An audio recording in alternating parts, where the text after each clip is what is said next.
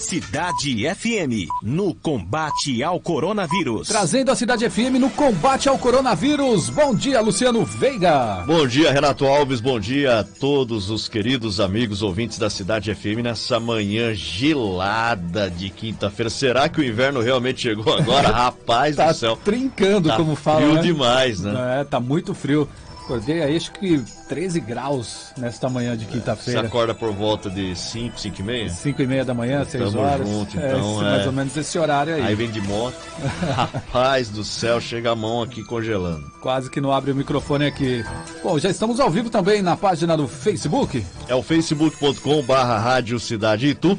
Pode acessar, curtir, compartilhar nossa live. Estamos aí, deixe seu recado, deixe sua mensagem. Daqui a pouco a gente manda aquele abraço para você. 8 horas e 3 minutos, então, a partir de agora, a informação no seu rádio, a Cidade FM no combate ao coronavírus e atualizando os números, sempre começando com a cidade de Itu. Vamos lá então, Itu atualizou ontem seu boletim epidemiológico, passando os casos confirmados de 572 para 613 no total. 613 pessoas confirmadas com coronavírus em Itu desde o início da pandemia. 464 pessoas já se recuperaram da doença. Itu tem 37 óbitos confirmados, tem ainda um óbito suspeito em investigação, aguardando o resultado de exame. A cidade de Itu ainda tem 161 casos suspeitos que aguardam resultados de exames. Entre eles, 19 estão em internação clínica e 11 casos suspeitos estão na UTI, Renato. 8 horas e 4 minutos, agora a cidade de Salto, que confirmou mais um óbito ontem, Luciano.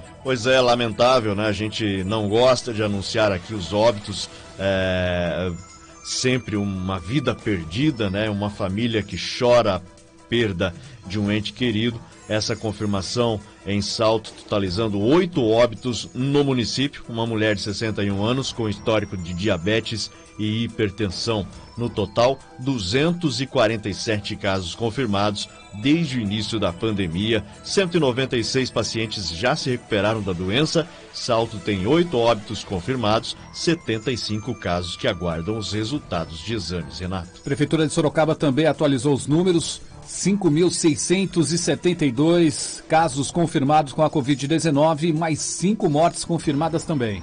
Pois é, foram registradas essas 5 mortes ontem, né?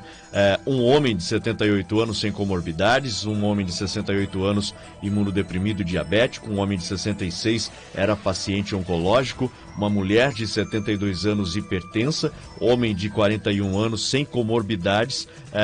A Prefeitura de Sorocaba confirmou, os casos confirmados da doença passaram de 5.400 para 5.672. Os óbitos com a confirmação aumentaram para 130. Só ontem foram 272 novos casos confirmados, chegando a 5.672. Deste total, 93 estão internados, sendo 46 em UTI. E o total de pessoas em recuperação que fazem o tratamento em isolamento domiciliar é 515. Já os recuperados totalizam 4.934 em Sorocaba. Cidade de Sorocaba passou de 212 para 200 pessoas que estão com suspeita de contaminação pelo coronavírus, que estão aguardando resultados de exames. Entre todos os suspeitos, 53 estão internados em hospitais da cidade, sendo 22 em UTI. Apenas um óbito está em investigação na cidade de Sorocaba, Renato. 8 horas e 6 minutos. Vamos para Votorantim, que também atualizou os números ontem, no dia 1º de julho, e soma mais 2 óbitos por Covid.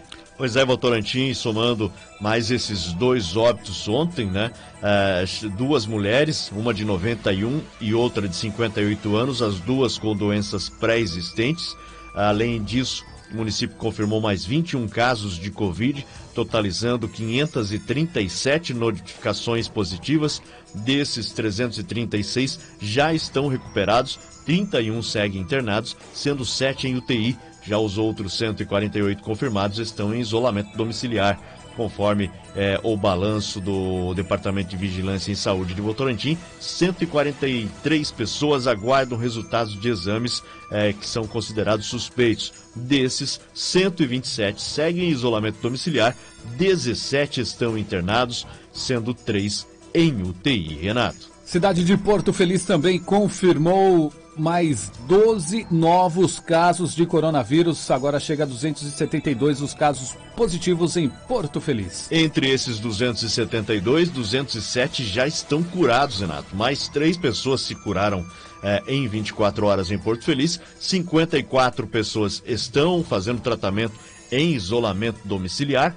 4 em internação clínica, 7 em UTI. Ainda Porto Feliz com 110 casos suspeitos que aguardam resultados de exames, sendo 107 em isolamento domiciliar, 2 em internação clínica e 1 na UTI. Porto Feliz que tem até o momento 5 mortes confirmadas por Covid. Indaiatuba confirma mais 5 óbitos por Covid, agora são 67 o número total na cidade de Indaiatuba. Pois é, 67.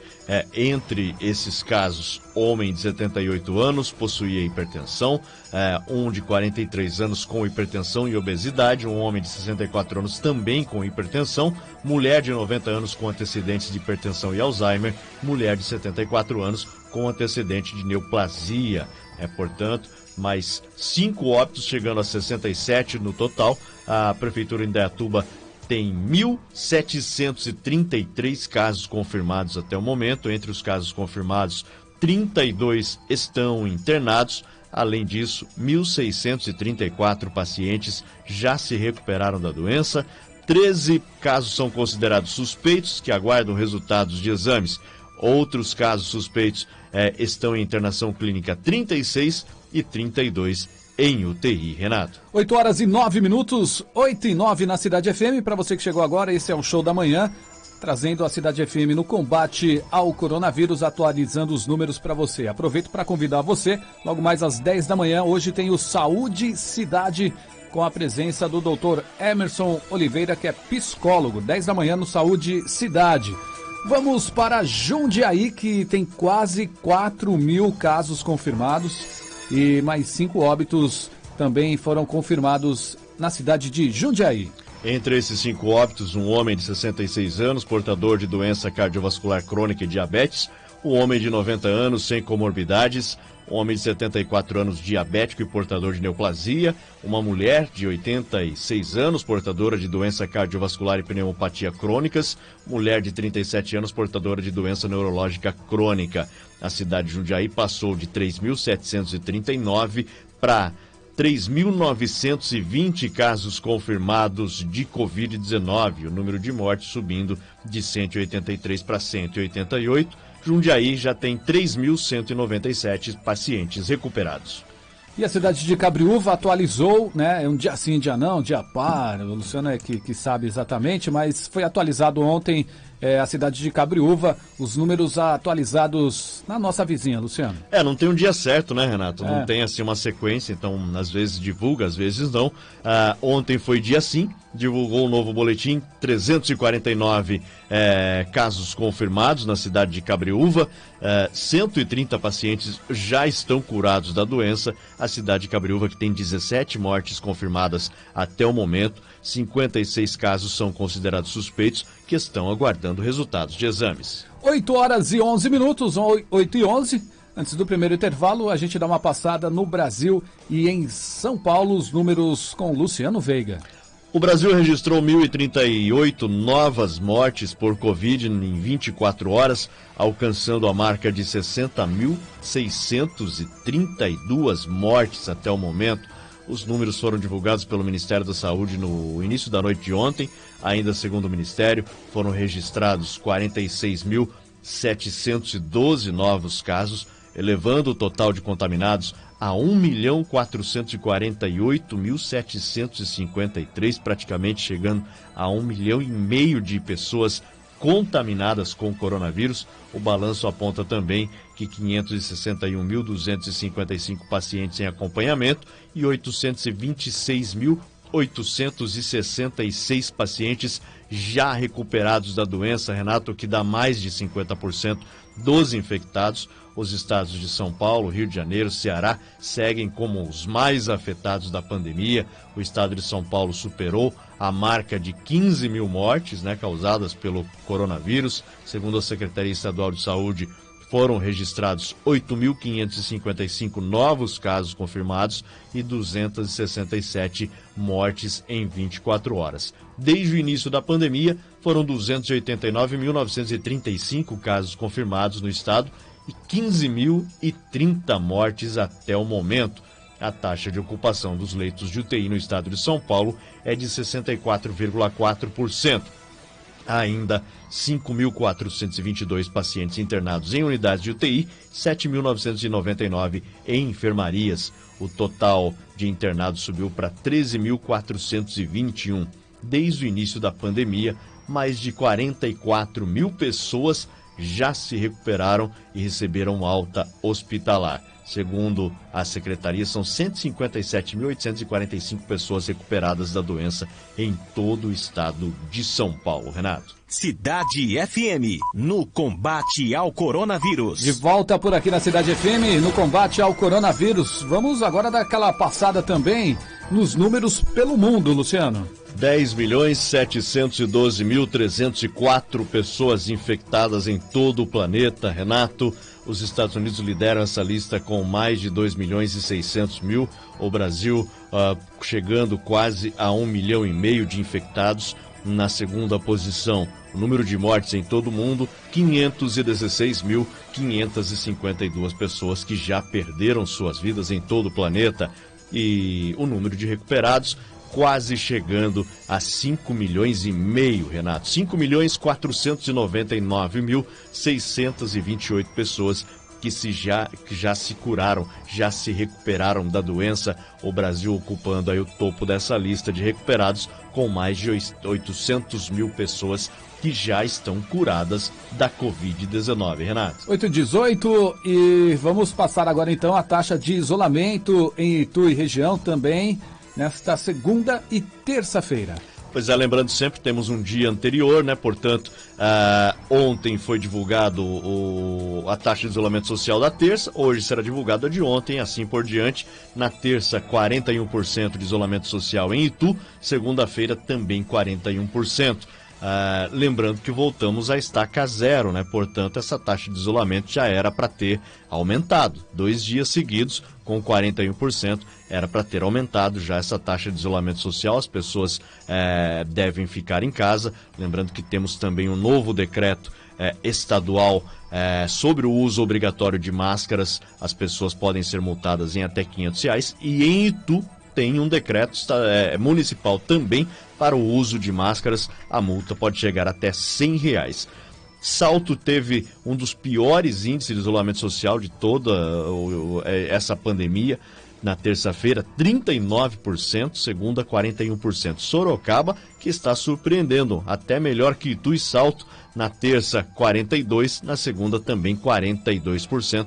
E em Indaiatuba, mesmo com o comércio aberto, Renato, ainda tem uma taxa de isolamento social melhor que a de Itu, que está com o comércio fechado. Em Indaiatuba, 46% a taxa de isolamento social. Em Indaiatuba um pouco maior que Itu, inclusive, né?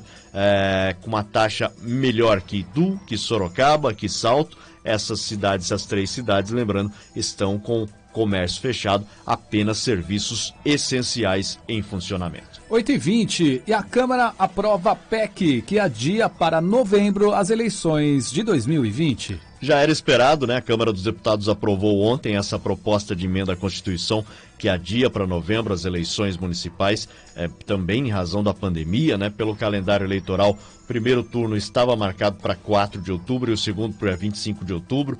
Essa PEC adia o primeiro turno para 15 de novembro e o segundo turno para 29 de novembro.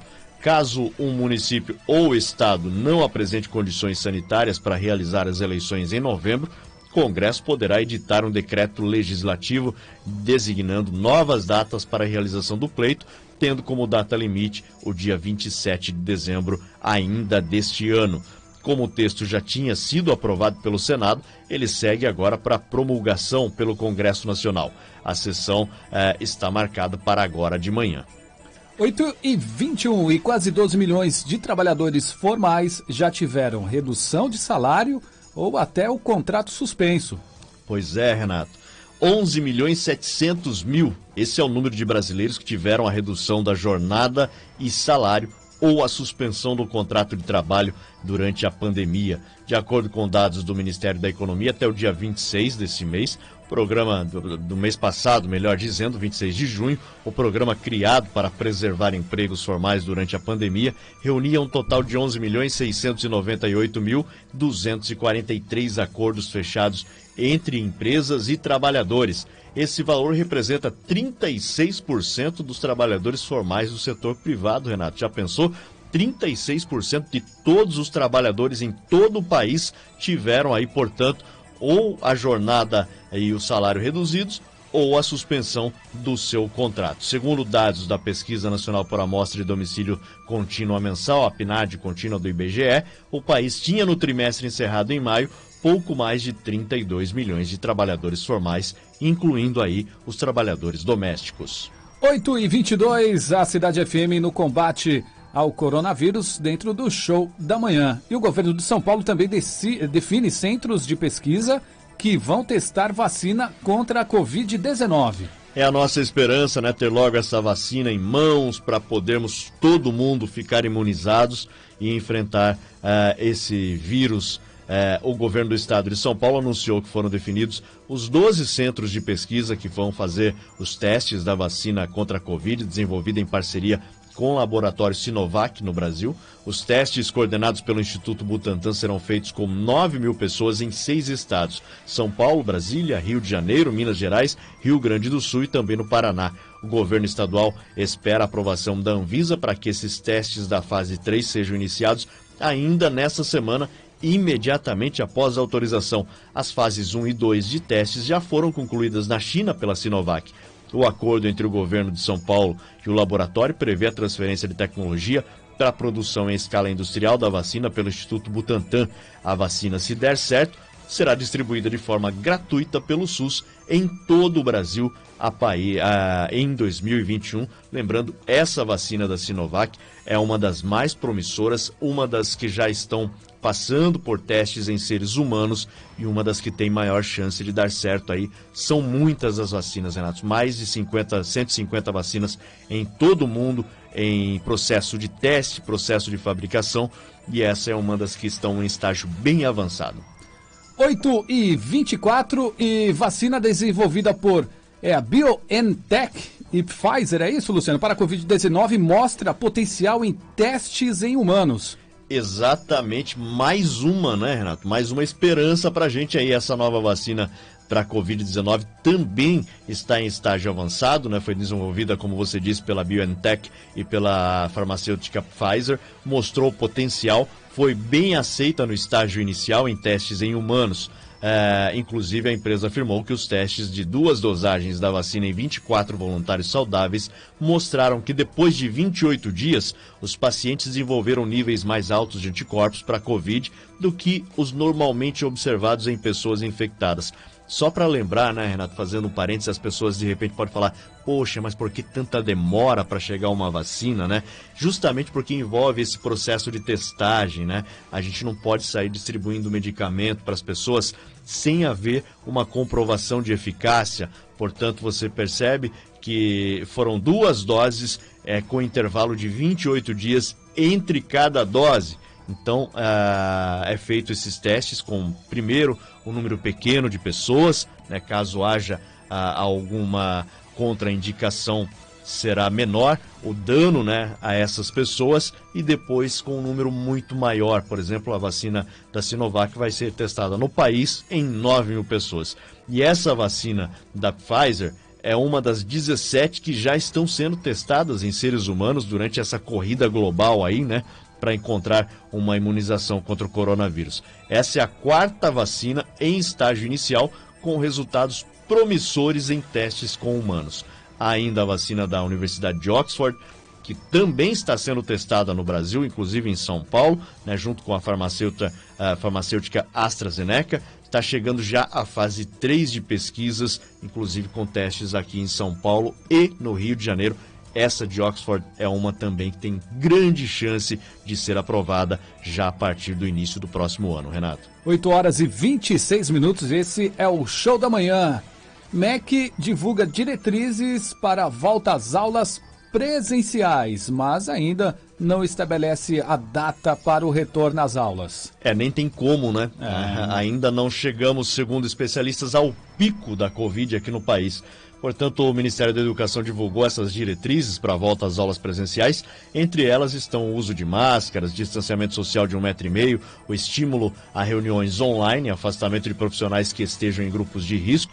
Apesar dessa divulgação do documento, ainda não tem essa data prevista para a volta às aulas presenciais em todo o Brasil, que estão suspensas desde março.